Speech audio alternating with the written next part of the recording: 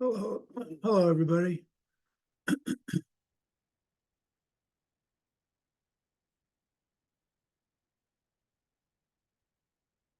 I don't see Mike.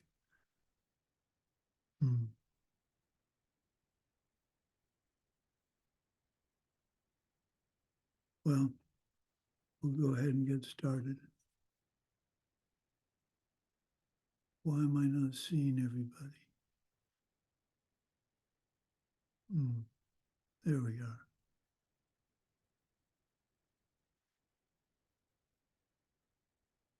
Everybody hear me okay?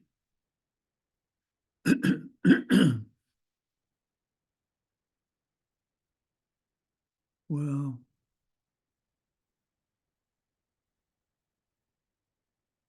let's wait another minute or two for Mike.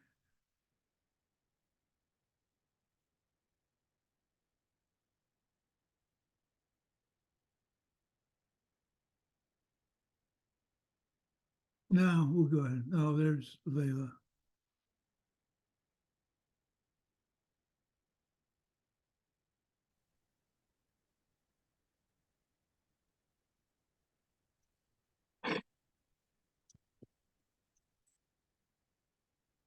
Now we'll go ahead and get started. I'll read the mandala. So please make the mudra for the mandala offering.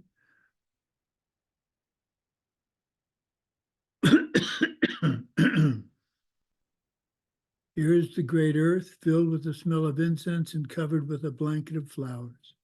The great mountain, the four continents, wearing a jewel of the sun and the moon. In my mind, I make them the paradise of a Buddha and offer it all to you. By this deed, may every living being experience the pure world. Iram Guru Ratna Mandalakam Niryatayame.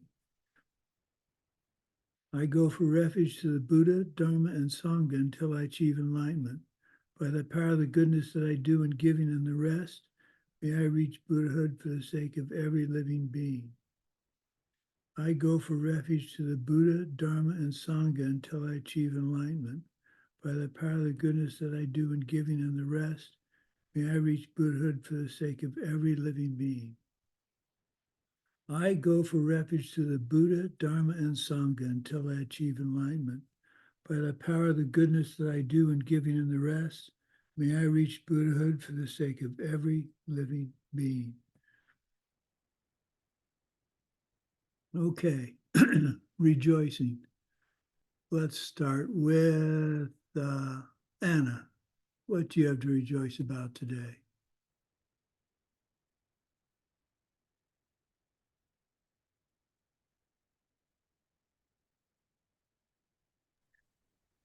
Hello, can you hear me? I can, yes. Oh, okay, perfect. First of all, I want to say big thank you for you, Venerable Sumati, and for our small but very friendly community that every Monday and Tuesday we do this practice of rejoicing. It's very, very useful for me because time to time I forget to rejoice.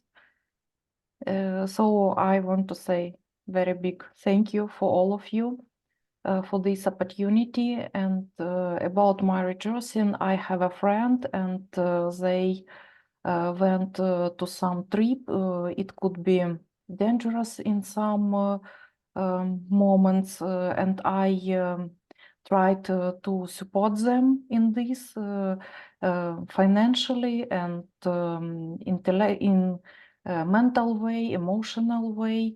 I hope all will be good with them, and I rejoice of this action. Thank you. Thank you.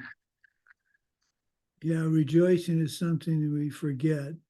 It's a very powerful karmic thing to do to collect virtue. And so I try and remember to do it every night before I go to bed. That's the best time for me. Okay, who's next? Svetlana, what do you have to rejoice in? Hello, Venerable Sumati. I'd like to rejoice a good time with family this weekend. and we went to the cinema and had a good time all together. And for me, it was good practice to work on overcoming my self-cherishing. So I'd like to rejoice in these efforts of practicing these weekends with close people. What movie did you go see? Oh, it's like based on the Russian romance Eugene Onegin by Pushkin. Oh, okay, not something probably I've read or seen. Was it a good movie? Yeah, it's like a modern film, but then we came home and watched a film from 1958 with the classical music and absolutely like older version. And it was more impressive, more brought more feelings, I would say. The 1958 film was better than the more modern one? It makes more deep feelings, more deep feelings because like modern is quite long and it's like motion film, but there it's like more intensive one. When I first started going to movies, they were about an hour and 20 minutes long. And I always thought, wouldn't it be nice if they were 2 and 3 hours long? And now that they're 2 and 3 hours long, I wish they were only an hour and 20 minutes long. So it's kind of funny how what you wish for comes to pass. Okay, who's next up? Daria, you're up next for rejoicing.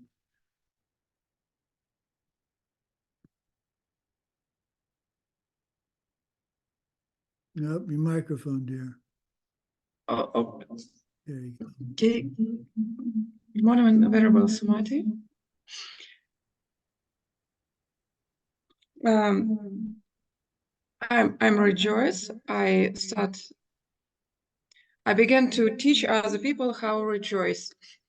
Oh, good. And yeah, and I'm sorry. And I ask them, what is your rejoice? Because my teacher always said, ask what you rejoice. And they, oh, interesting. We don't know. Okay, I say, you must think. There's plenty to rejoice about, and I'm going to share a nice little something one of my students came up with. So we'll get to that. Katya, what do you have to rejoice in? Hi, hello. My rejoice is that yesterday I ran a half marathon and I won first place in my age group and I won money. And I thought that the how and the why. The how is that I train every day, and the why is that I have good seats because I help others to be better, and that's my rejoice. Very good. Very good. How was And, your and, time? and the money I'm gonna use it for the flight to go to Diamond Mountain. Oh, good. Yeah. My Very time good. it was 1 hour 24. Is that good? Yeah, it's really good. Good for you. Now, Yes, was this in Mexico City? No, this is in Guadalajara. at Guadalajara. Yeah, what altitude are you at in Guadalajara? I'm not sure, but it's less than Mexico City. Oh, yeah, okay. Well, congratulations. That must Thank have you. been fun. Did your sister go and cheer you? Yeah, Good. she went. Excellent, excellent. And thank you for your donation to the Book of Lists project. I really appreciate that. Thanks to you. Okay. Katrina, what do you have to rejoice in? Добрый вечер, Анна, поможете?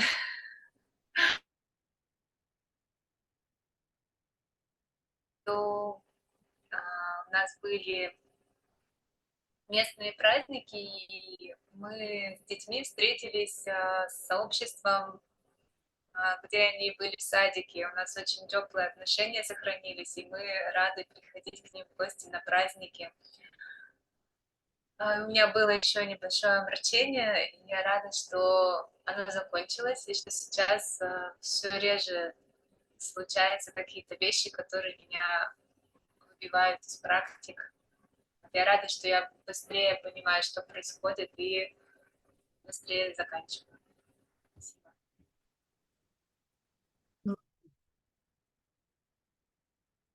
Good. Well, I'm glad to hear that. That's the whole point of what we're doing. Okay, Tatiana, I'll say hi to your mom. Hi, Mom.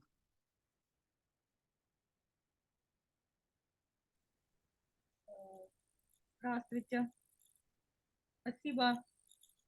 Сегодня она при фразе «Мама, у меня через 10 минут занятия», быстренько доела свой ужин и пришла вместе со мной. Говорит, можно я посижу? Вот, так что мы пока вместе слушаем.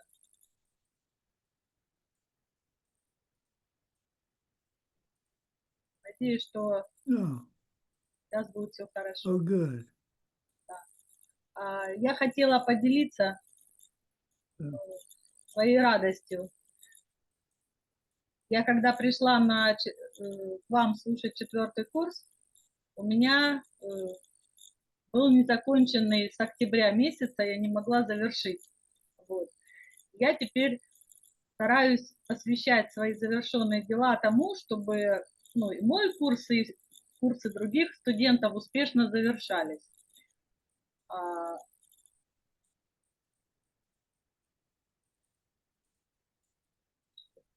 Извините, у меня что-то... Ой. Very good.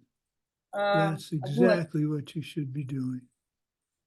И I found with these kind of courses, you have to keep up with the homework and quizzes because otherwise it gets there's so many behind, you don't want to do it. So when my wife and I were taking the courses, we take the course. Я хотела еще сказать, если можно.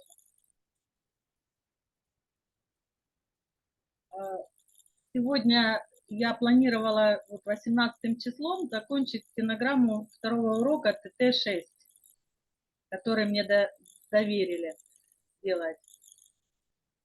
Я это сделала, а моя КП, которая учится быстрее меня, она сегодня сдала экзамен за 16-й курс. И у меня сегодня просто фонтан радости. Водопад. Oh.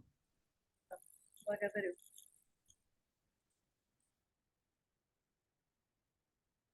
Good. Good. That's setting the seeds for you to get what you need done because you're setting the seeds to help others get done. You're taking teacher training. That's very good. Okay, who's next? Layla, you're up next for rejoicing. Hi. Good morning, everyone. I have one of my rejoicing is around running as well.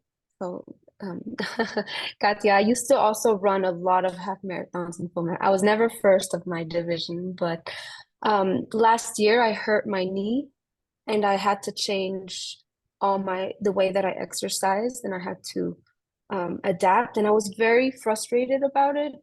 And it took me a while to accept that I needed to change the way that I work out. I think in the last weeks, I've been noticing that after over a year that my knee's been coming back, that I've been able to run. So now I'm rejoicing that it's healing and I can run again after having been patient, because it took a while for my inside to catch up with what was going on in the outside, in my body. And I'm also rejoicing for the opportunity to help wherever I can with the book of lists. In your email, Venerable Sumati, you were like, I hope you're not regretting, but there's not a tiny bit of that at all. If anything, it's more just super grateful and happy for the opportunity to help. I love this class, and I love seeing the effects that it has in a million kind of ways. Just I guess that's karma amplifying. And yeah, Very good. happy to be here. Well, I made so many changes in the website that I think we're finally getting it refined to something simple, not a lot of glitz and glamour. I want people, when they get on the website, to be able to go right to what they want to look at. I have the Spanish one partially up. I hope to get it finished really soon. So things are progressing. I've had trouble with the website. Well, it's a long story, but I didn't get mad.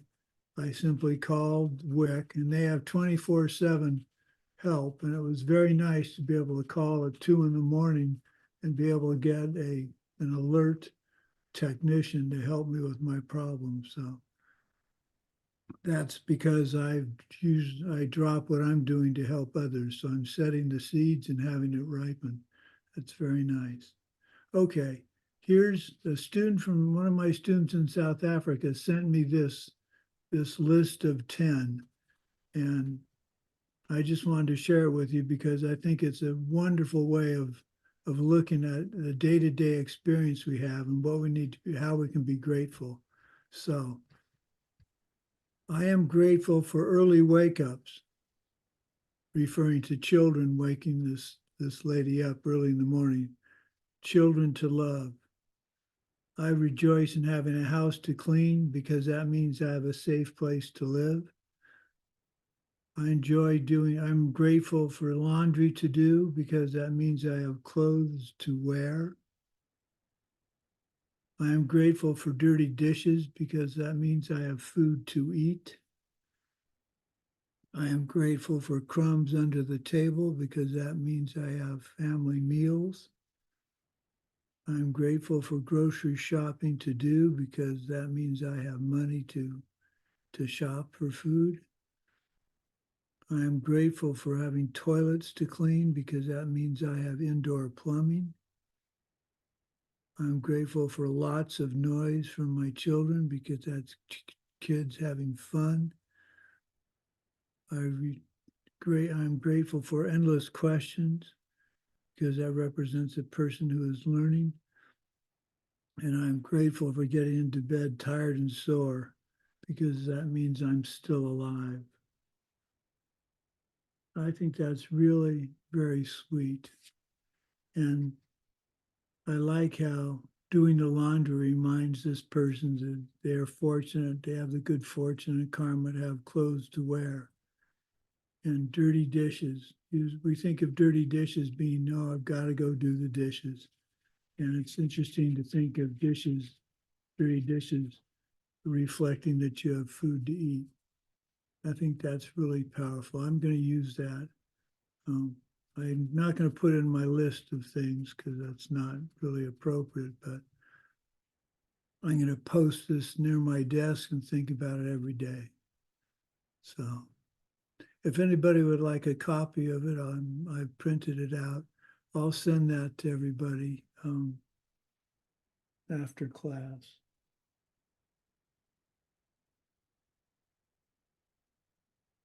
Oh, I'm still working on the 3 turnings in the wheel and whether that's a white lie, so I haven't given up on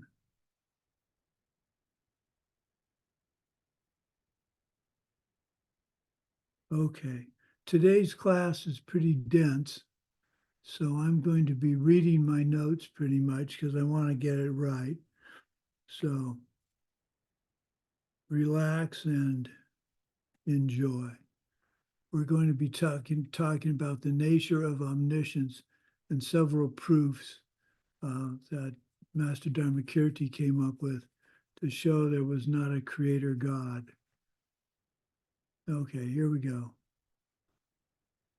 So what is omniscience? Omniscience is a state of mind that has valid perception in every moment of every object in the universe of all three times. And only an fully enlightened being has omniscience. So let me repeat that.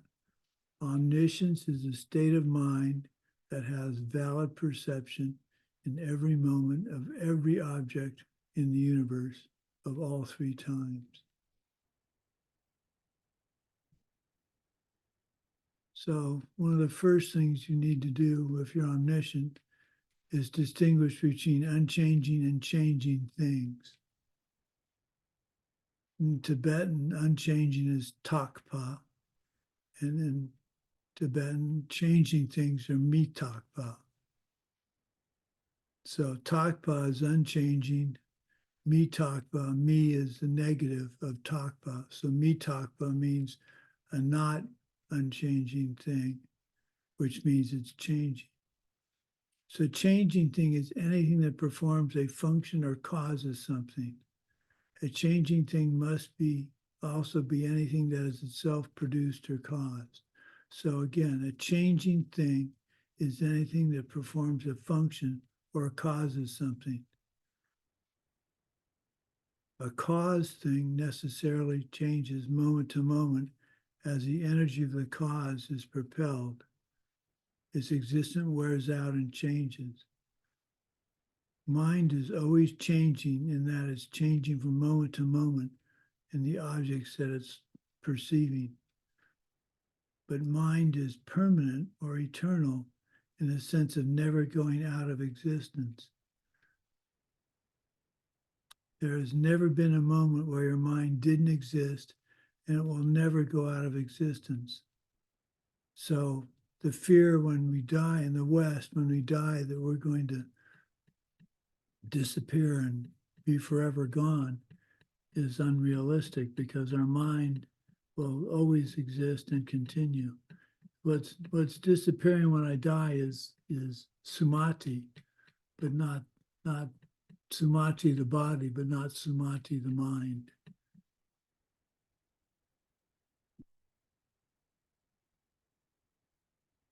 We translate takpa, unchanging, and we say it's unchanging, but not that it's permanent. And mitakpa is changing and not as impermanent. It's important to remember unchanging and not as permanent. And we'll be discussing that a little bit later.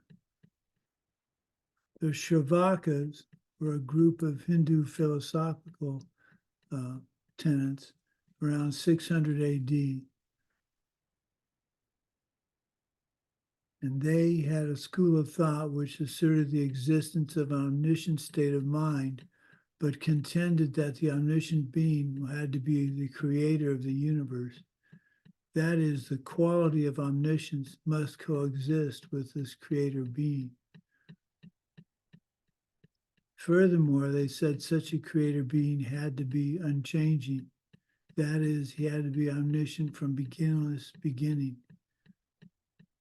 The view of the Shravakas is similar to the traditional Western view of an eternal creator God who made all the world and watches over and influences events.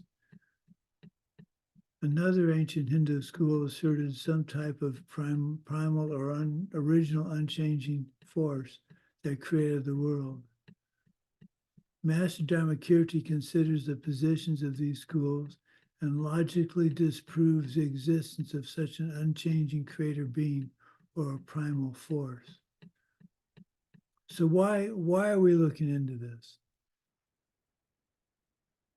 It's important whenever we make comparison amongst the schools, it's not for putting down other religions or spiritual beliefs. It is in order to logically establish where indeed the whole actually comes from, and the cause of our experience and sufferings. It's not merely a philosophical plaything. It does matter for your own liberation from suffering and happiness to ascertain where the world comes from and why suffering happens to us.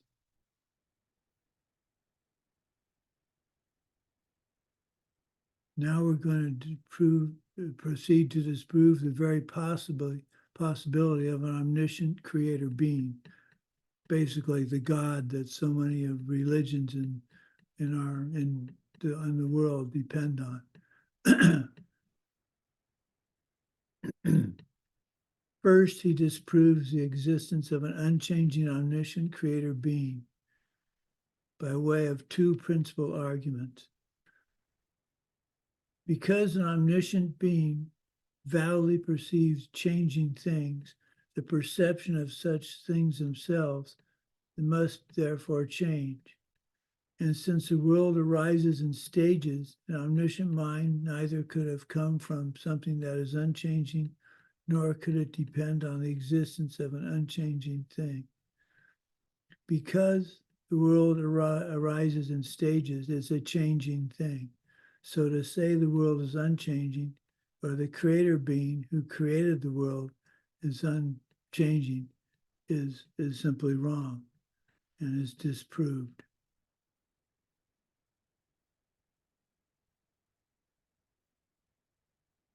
So consider an omniscient being's mind.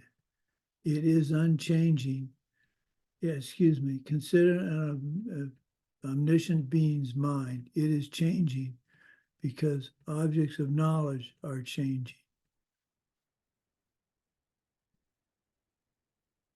According to the logic school, mind is like glass, like a glass or a mirror, and has the quality of taking on some quality or image or aspect of the object that is perceiving while it is perceiving it. For example, when one looks at the color blue, there is an aspect of the blueness which is reflected in the mind.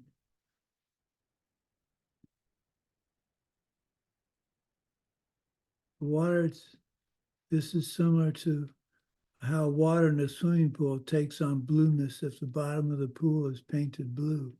The water itself does not turn blue, but blueness is reflected in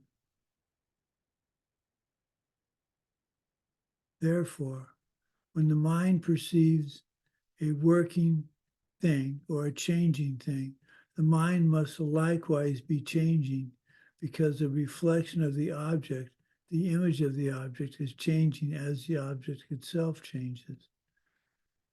Master Dharmakirti also points out that even when the mind is perceiving an unchanging object, it is not necessarily the case that the subject mind itself is unchanging. This is because the perception of an object is a dependent thing and so must be changing. Therefore, Master Dharmakirti disproves the existence of an unchanging omniscient creator being. There can be no such thing as an unchanging omniscient being. Such a being must validly perceive every existing thing in the universe, including changing things, since changing things are part of all things.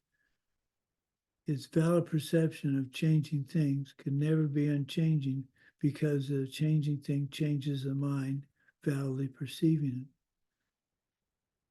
So, omniscient beings must be changing.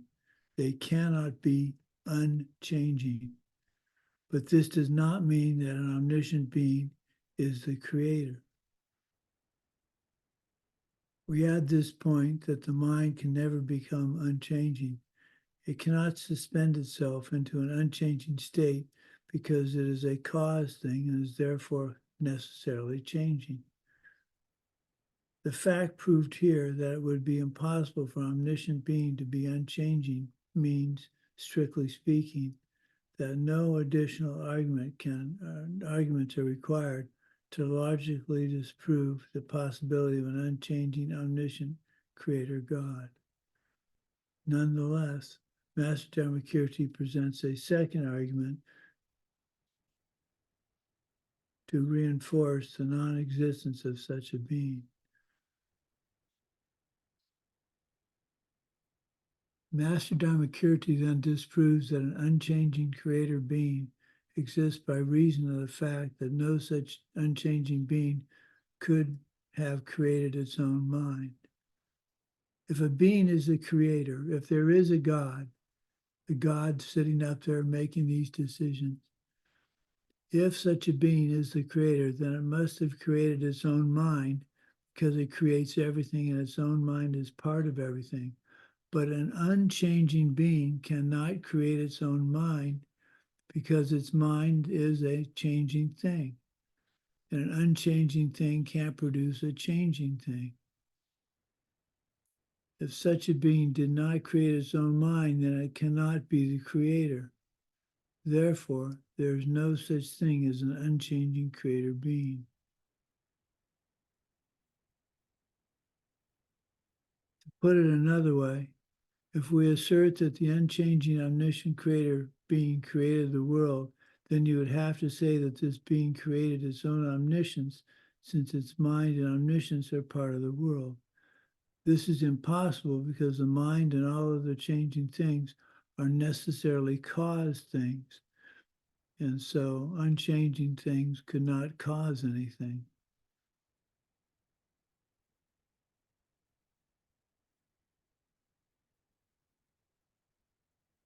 Master Dharmakirti explains that since we have established in the last argument that the mind of an omniscient creator being would have to be changing, then you must agree that such a mind arises.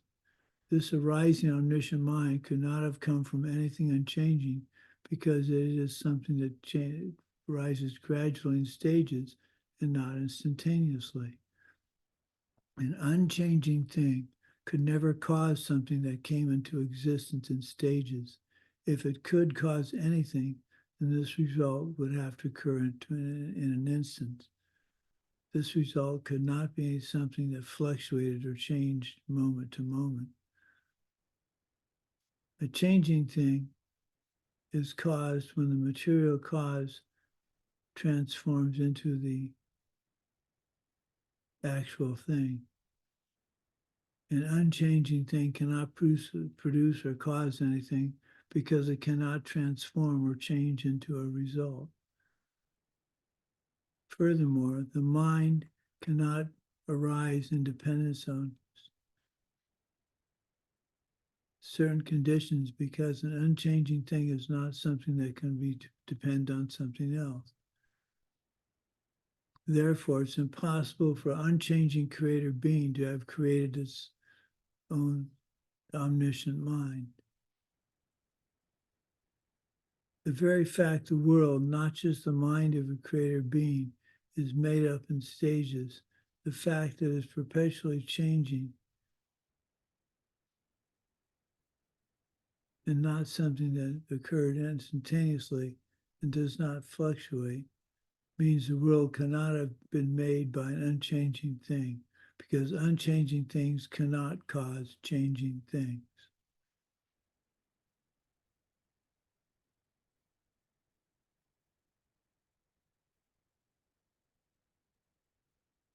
So we move on.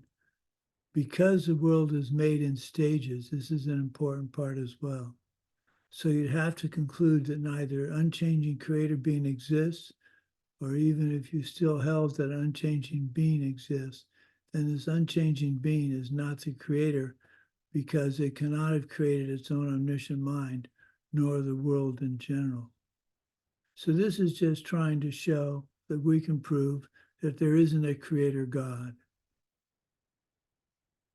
So here's another disproving of the existence of a changing omniscient creator. Someone asserting the existence of such a thing, a changing omniscient creator, would say that such a being was omniscient from beginningless time. Otherwise, how could this being have created the universe?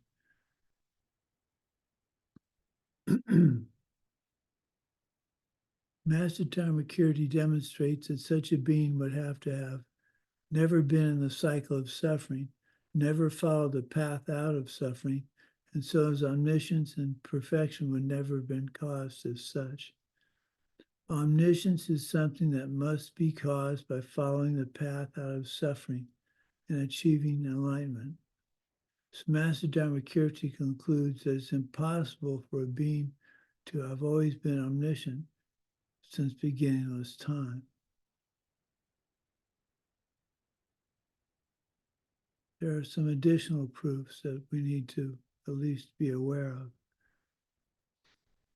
If a changing being created everything, then this being must have likewise have created itself in its own omniscient mind, because itself and its mind are part of all things. Otherwise, you would have to conclude that such a being did not create anything.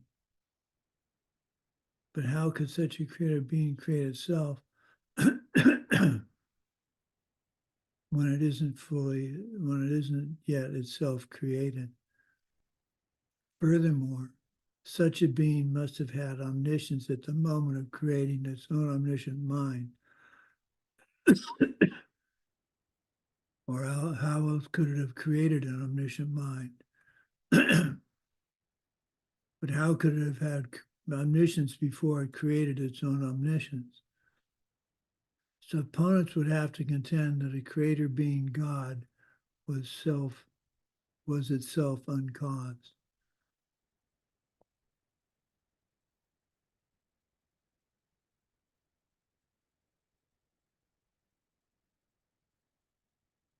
So opponents would have to contend that a creator being was itself uncaused.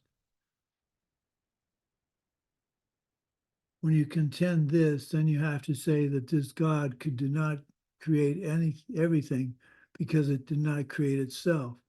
You also run into the logical inconsistencies identified above by Master Dharmakirti, notably that omniscience is a cause thing and unnecessarily implies that there was a time when one was suffering in cyclic existence and not omniscient, and also that an unchanging thing cannot create a changing world.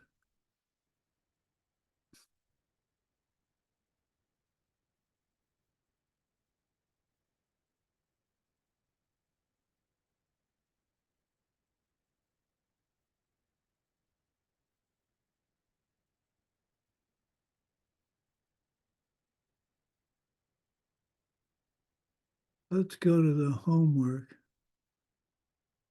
and try and make sense of all this.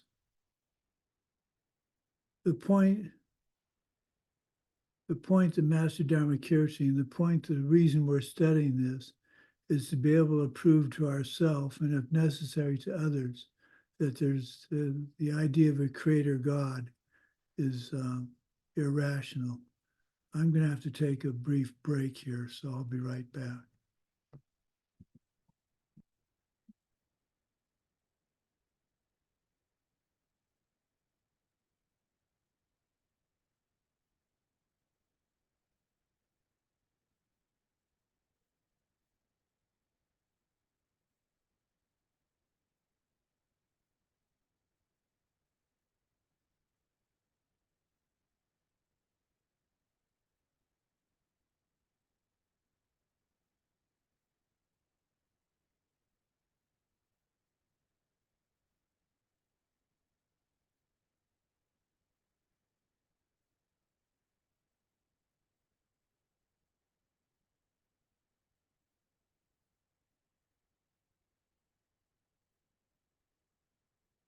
Okay. So I guess maybe I'm a bad Buddhist, but I don't need to be convinced that there's no creator God. And that's just basically for me, if there was a creator God, why would he have created such a miserable world? It makes no sense to me why a creator God would have the misery of warfare and famine and pestilence and hunger and poverty. But these aren't logical arguments. That's why we're studying this. So let's go through the homework. An omniscient being perceives all existing objects. Some of these objects are changing and some are unchanging. Why does this prove that the mind of an omniscient being must be a changing thing? As the mind follows a changing object, it changes.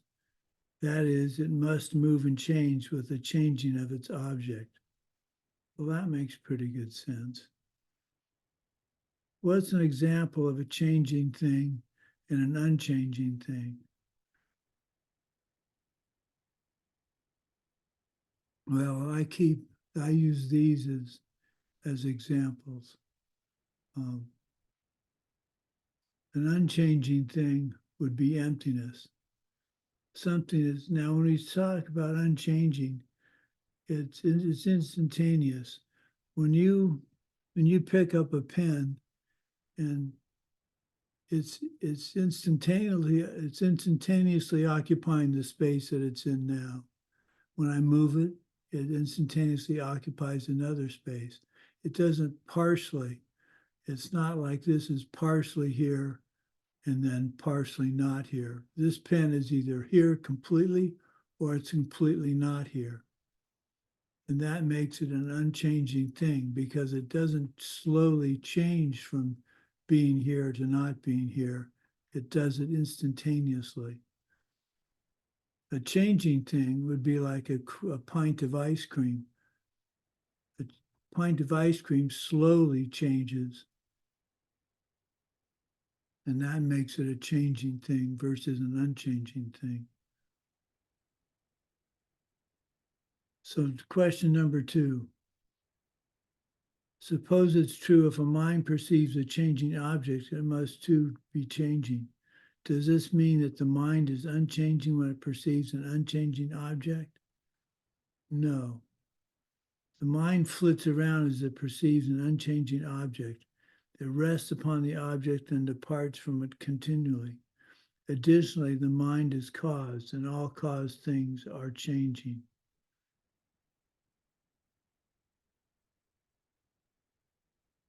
It is asserted that only omniscient beings, the only omniscient being is one who created the world. Explain why such a being could not be omniscient. The omniscience of such a being would have to be either a changing or unchanging thing. It can't be an unchanging thing because the mind is perceiving changing phenomena. If the being's omniscience is a changing thing, then it must have come from causes. And so he or she would have to have been caused. In that case, he couldn't always have been omniscient.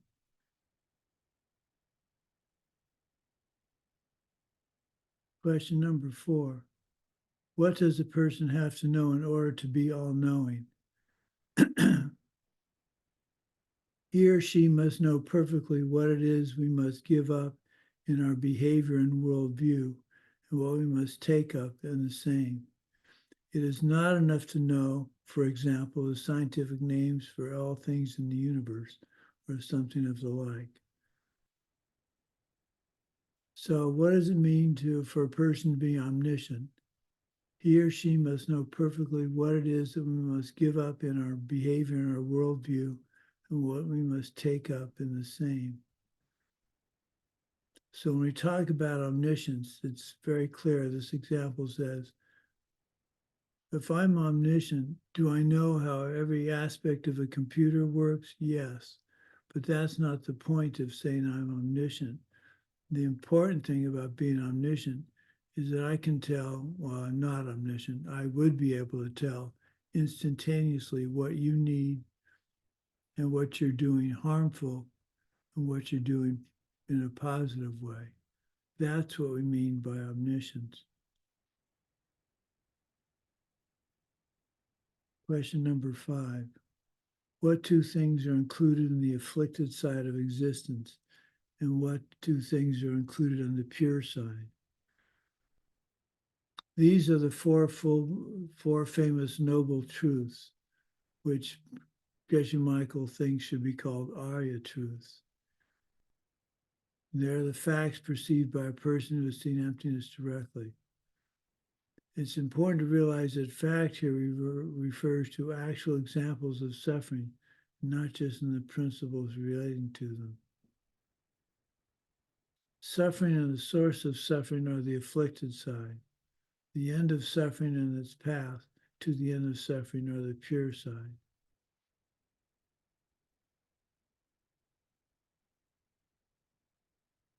Can anybody give me the 4 Arya truths?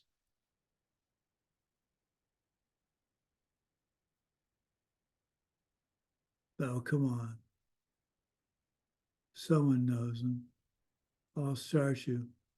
The Arya truth of suffering, the Arya truth of the causes I of can try. suffering,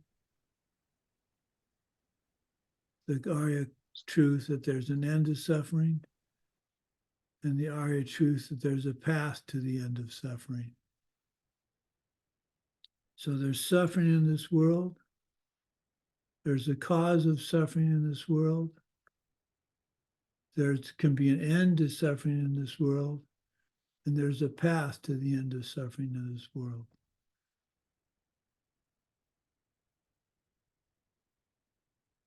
So what evidence do we have that the Buddha is unerring?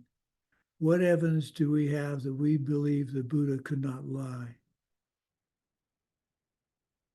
Of all the people we've ever met or heard of, it's only Lord Buddha who has described our daily suffering perfectly in a way we can confirm ourselves.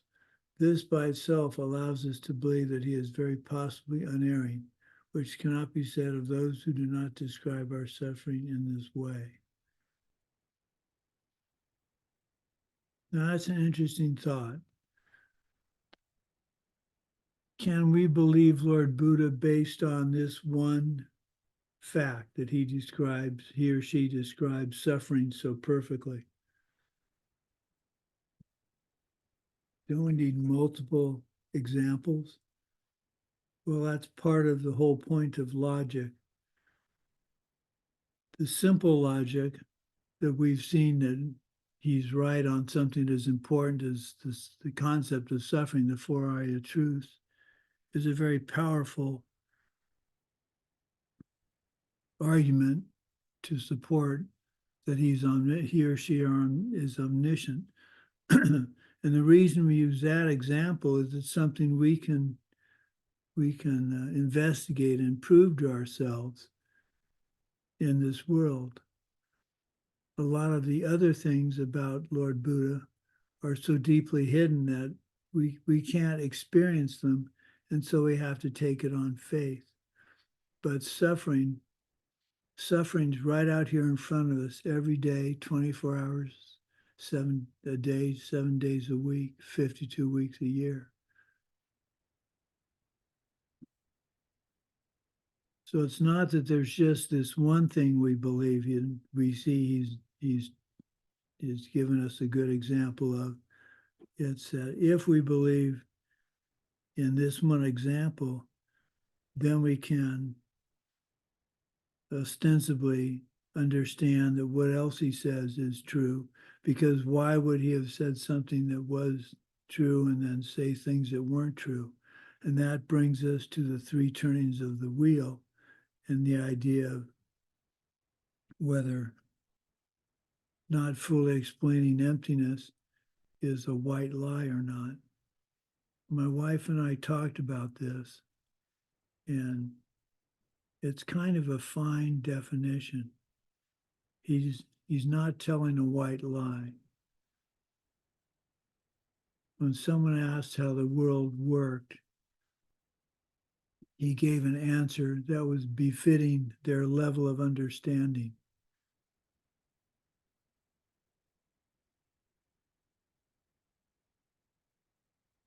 So could that be a white lie? Well, if you don't understand, if the explanation he would have given would have caused, would have upset the particular students in question, then was it a white lie? I still have I think it depends on the definition of a white lie. How would you define a white lie? Is a white lie omission of lying by omission? So if someone were to say to you, oh, what's an example?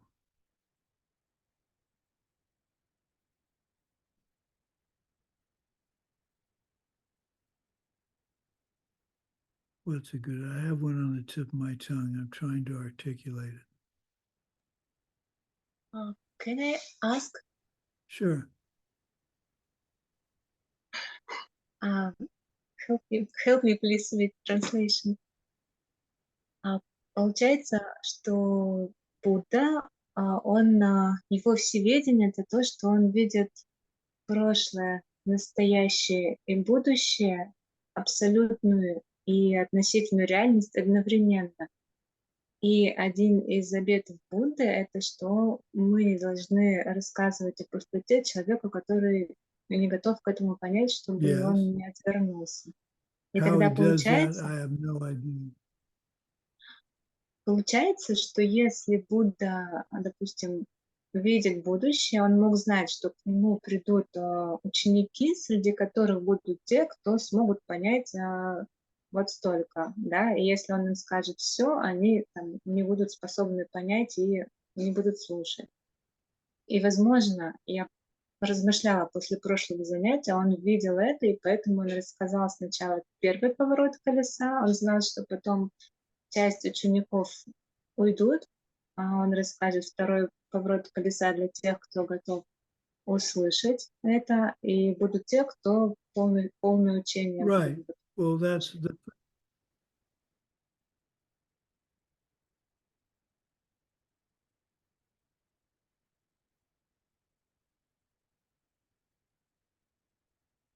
Right. Yes. The problem is we have the lesser, medium, and greater scope practitioners. And this refers to their capacity to understand the concept of emptiness.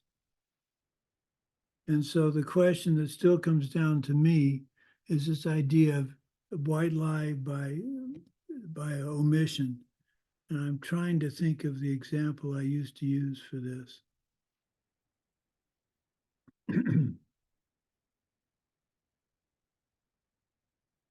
So let's see.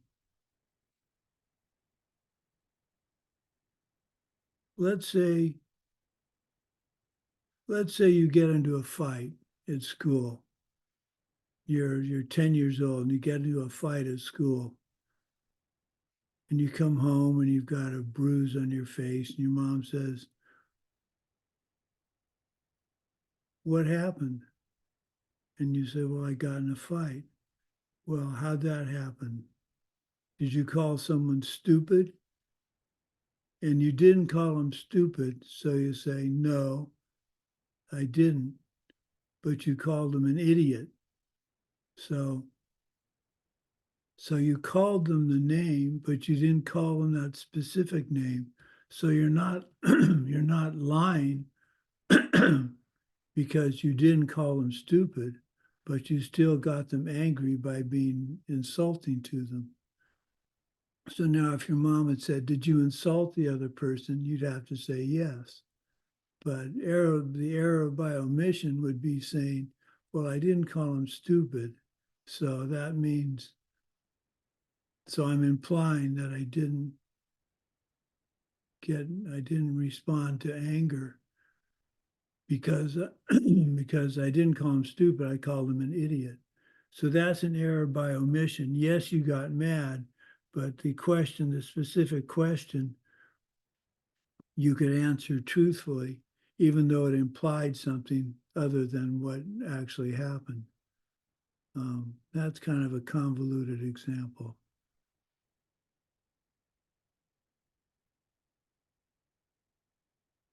So what do we consider a white lie to be? What I ask you, give me some idea of what you consider a white lie to be.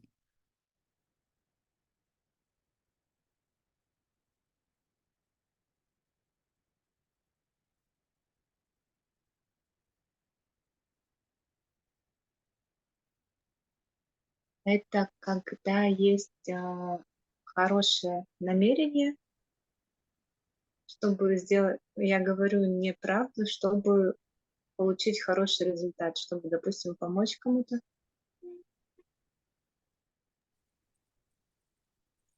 Ложь во благо. Right. The white lie.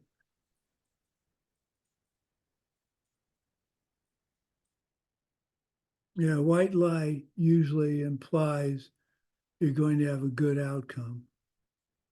So I'm drawing a blank on, you'd think we all tell so many white lies in our day-to-day existence, you'd think of there'd be a good example.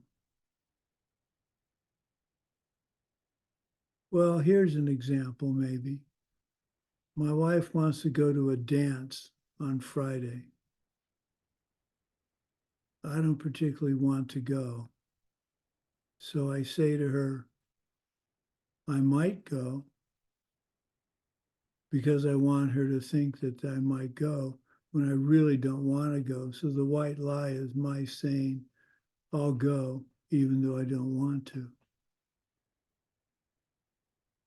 See, these are silly, small things. But if I mislead my wife about going to the dance on Friday, and that's movement of my mind, and that grows as I've planted the seed, it grows in force, then down the road, that's going to grow into somebody telling me something that's not true, that's very important to me. I So used to always, oh, I'm sorry, out of personal experience, I used to always say white lies when I didn't want to go somewhere or do something for an event, for a friend, or for if they wanted to meet up, I would go to something that felt very easy and they wouldn't question why I can't go if I'm feeling sick, even though I'm not really feeling sick. And then I would actually end up starting feeling sick because it would catch up to me and I'm like, oh, just giving it as an excuse, and now I'm like I'm feeling it because it stayed with me. Um, that's or a good that example. yeah. Yeah, no, that's a good example, Layla. When you say to someone, you're feeling sick when you're not. Yes, Tatiana? I'm sorry. Go ahead, Tatiana.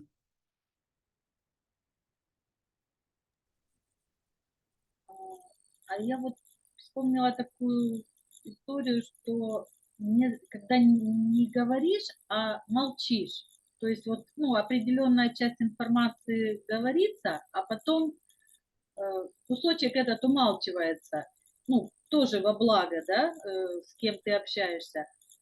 А потом ты про это вообще забываешь, ну, то есть ты понимаешь, что все хорошо, и человек не расстроился, и от этого никому не плохо. Вот. То есть здесь вот мотивация может помочь в данном случае, или все равно это вот маленькое-маленькое, потом вырастет. Нарушение 4-го принципа получается.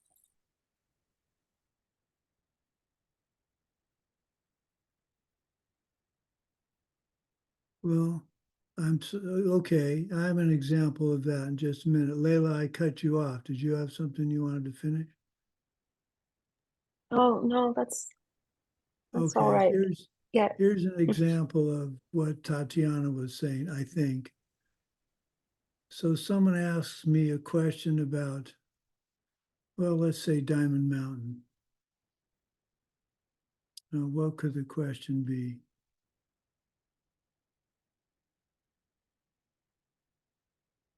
What can the question be? I had it in my mind for a minute.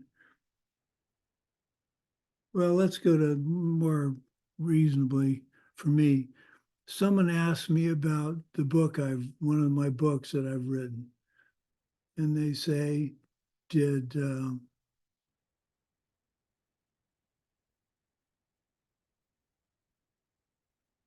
oh, there were several accidents in the Titan II missile program that caused significant number of deaths.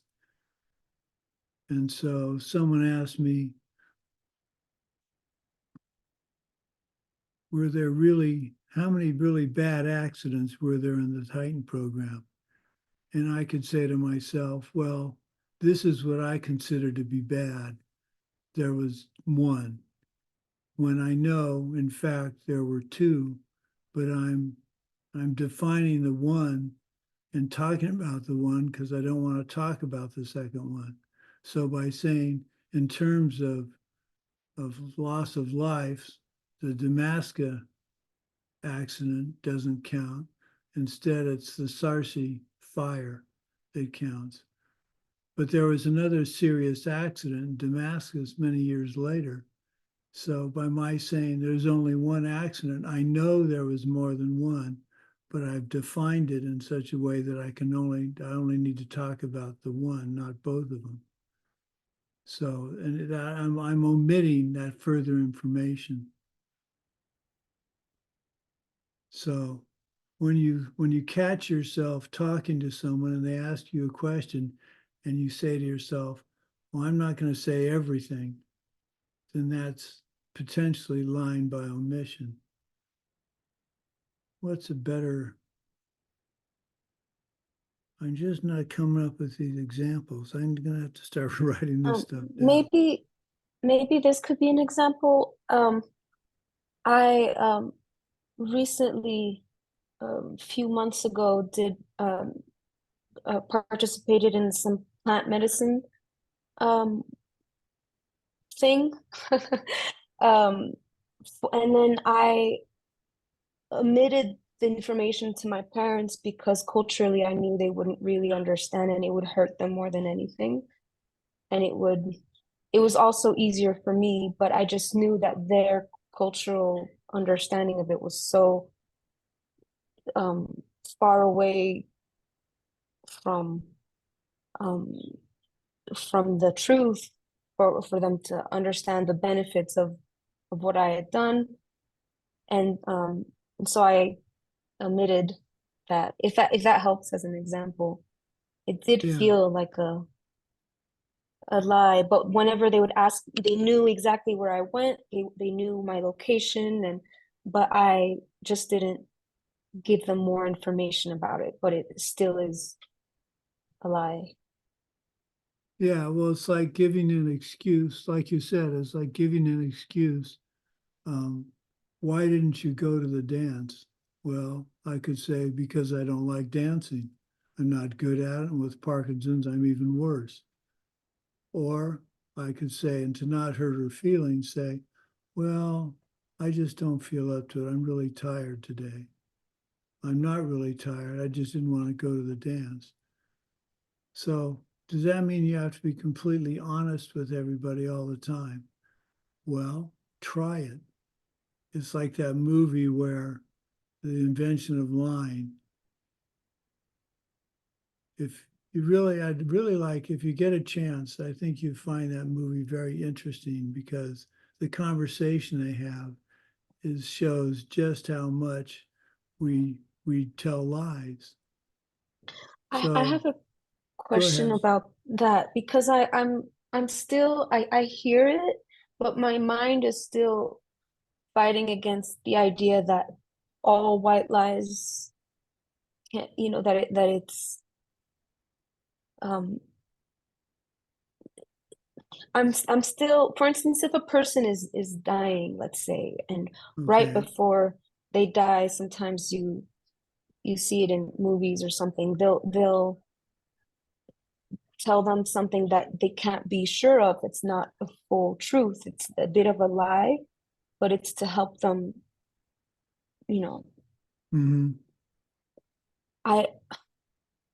Well, motivation's part of it. I guess the bottom line is an untruth is an untruth. A lie is a lie. Yeah. But are there instances where not telling the whole truth is beneficial? Yeah. And yes, that's true. There is.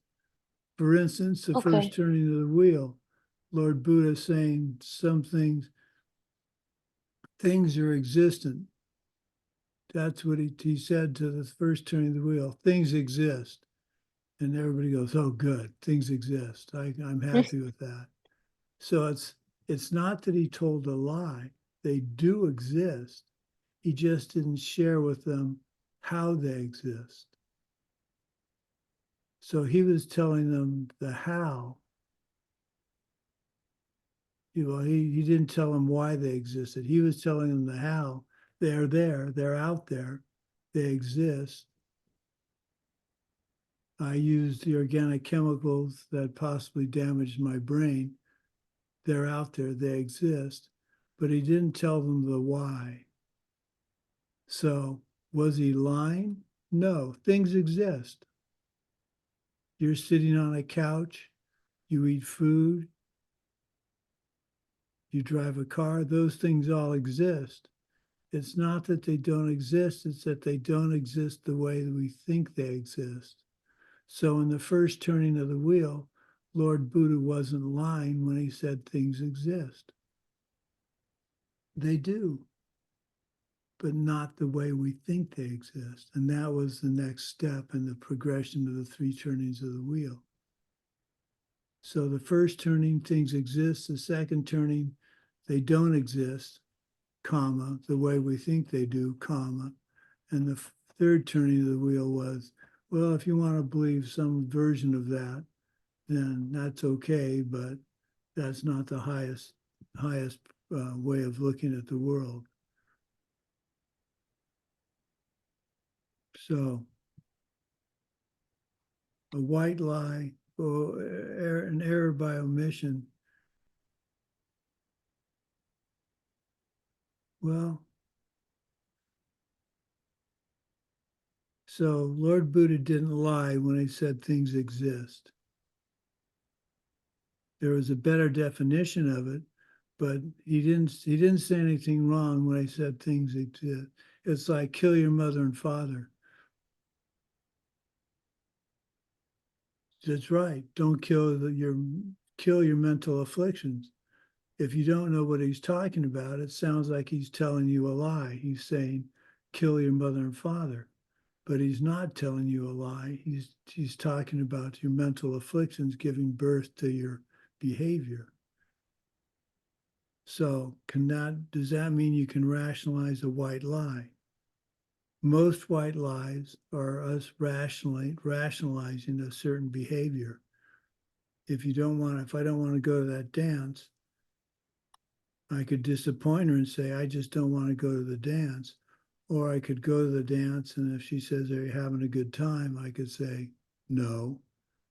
But that's not going to make her very happy. So I say, yeah, I'm having an okay time. So I have to mean what I'm saying, or it's a white lie. Now, really, in the bottom line, how important is this, the creator God issue, the changing, unchanging things? These are all definitions we're trying to get into our vocabulary. So when we talk about them in future classes, we can put them into context. So a changing thing and an unchanging thing are very important concepts because of their use in the proofs of, in this case, whether something could be a creator God or not. So again, a changing thing would be like ice cream or anything that changes from moment to moment. So a pen, you're using a pen, it's changing from moment to moment because the ink is running out of it. So you use the pen, the pen looks like it's the same, but you've used some ink out of it, so it's changed. An unchanging thing is my example of the emptiness of an object. It's either not there or it's all there. It's not like the other example I use is like Star Trek, the transporter in Star Trek that starts that twinkling color of lights, and that's your body slowly coming into transport mode, and you're finally gonna materialize. So that's a changing thing, because it's going from just a little bit of materializing to more and more and more, and then to you completely materialized. But the emptiness of something that's empty or something that's unchanging would be instantaneously there. And it's like the pen or my hand being in this part of space. It's there now, and when I move it, it's not partially in that space anymore, it's in a new space. Yeah, Layla, what's up? Oh, I had a question around Buddha and the Dharma, and whether, well, first of all, with Buddha and whether Buddha's considered unchanging. And No, if the Dharma, he or she he's is a changing thing. omniscient, though, with full valid Yeah. perception all the time, Right. and that means changing, but being able to perceive both unchanging and changing Well, there's objects. right. He has to be changing because he's perceiving. If you're perceiving something, there's a moment now, and a moment now, and a moment now, and those are all changing things. So your mind is changing because it's taking on new information. Now, there's an interesting corollary question there, that if I know all things from all time, then how could I not know what's going to happen in a minute? And how is that a changing thing for me? Because I experience it. I know I'm going to have ice cream in 5 minutes, which I could only hope for. I know I'm going to have ice cream in the next 5 minutes, but until I have the ice cream, it hasn't happened. I know it's going to happen, but it could not happen. The omniscience, to me, the omniscience means he or she sees all the possibilities of what's going to happen. So Is the Dharma considered unchanging? is the Dharma considered unchanging? Is the Dharma considered unchanging? I'm going to have to say no.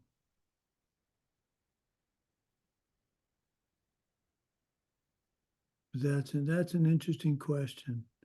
Is the Dharma unchanging?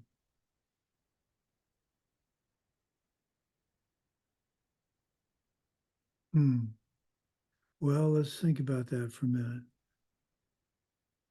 If the Dharma was unchanging, it would have to be, I'd have to say no, because the Dharma is, well, if the Dharma was unchanging, it would be in everybody's mind all the time. And it isn't. So the Dharma, I'd have to say the Dharma is a changing thing. Because the more we learn about the Dharma, there's just not one Dharma, there's thousands of Dharmas. And I can't possibly know it all at once. I'll step out and on the limb and say it's a changing thing. And there's a very small amount of things that are unchanging, really, right? Like very, very The little. example of an unchanging thing would be emptiness. And maybe karma or the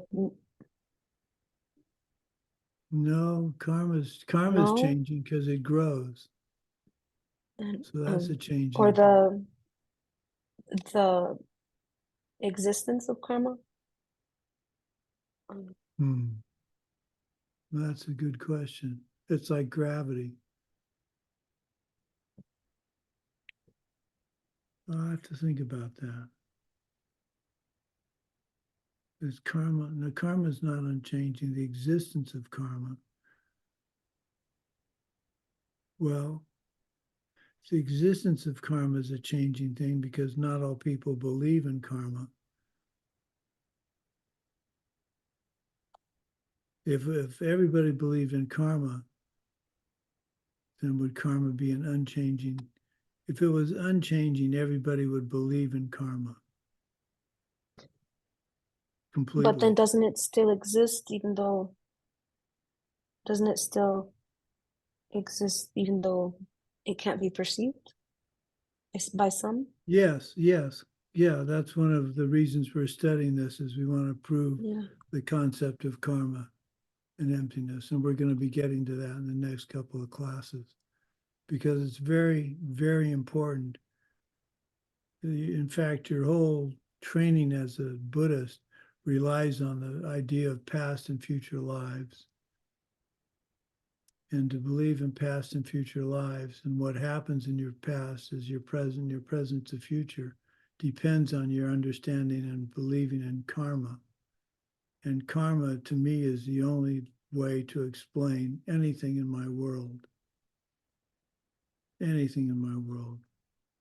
I don't believe I've ever been, well, I was about to say I've ever been in a place where that I caused wars, all the unrest in the Ukraine and in Somalia and the Red Sea and Gaza and all those problems. But before I became a Buddhist, I killed ants and other things that bothered me. So my mass poisoning of an anthill could be ripening now to my seeing the conflict in Ukraine and Russia. Is it? I don't know, but it makes sense to me that if I don't want to see that kind of thing in my future, I can't mistreat something as simple as ants or wasps or mosquitoes.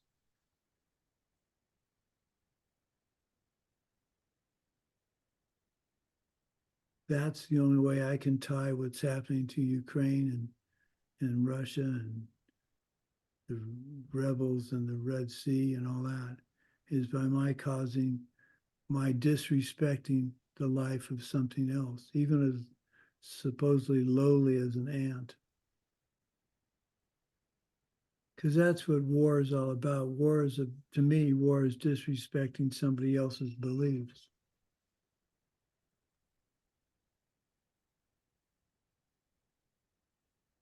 Okay, hang on a minute. My phone's making a bunch of noise.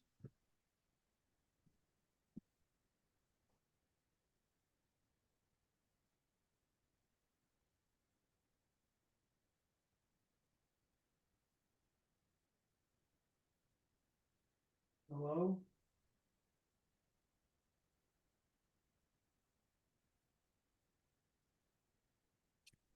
It was my doctor trying to get a hold of me. Okay, well, this isn't one of the more intriguing classes. But this whole course 4 and course 13, are the difficult ones to teach and the difficult ones to comprehend, but they're important to plant the seeds for the terminology. So let's dedicate the fact we tried, and we'll proceed on to the next class, and I'll try and recap what we learned today, and make it a little clearer. Okay. Dedication. By the goodness of what we've just done, may all beings complete the collection of merit and wisdom, and thus gain the two ultimate bodies that merit and wisdom make.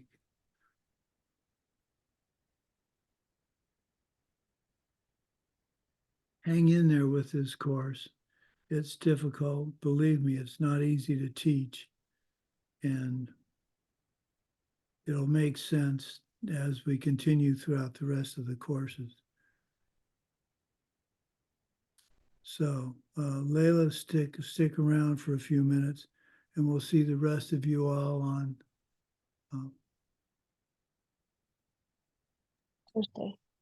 Thursday, yeah. I'm having trouble with my days of the week. I'm having a little trouble with memory. Is starting to get me a little concerned, but Oh, well, that's what it is. Okay, we'll see you all. Thank you for coming to class and participating. Congratulations on your time, on your marathon. And keep on studying and keep on getting your homeworks done and keep up with the Dharma. Okay. Bye-bye.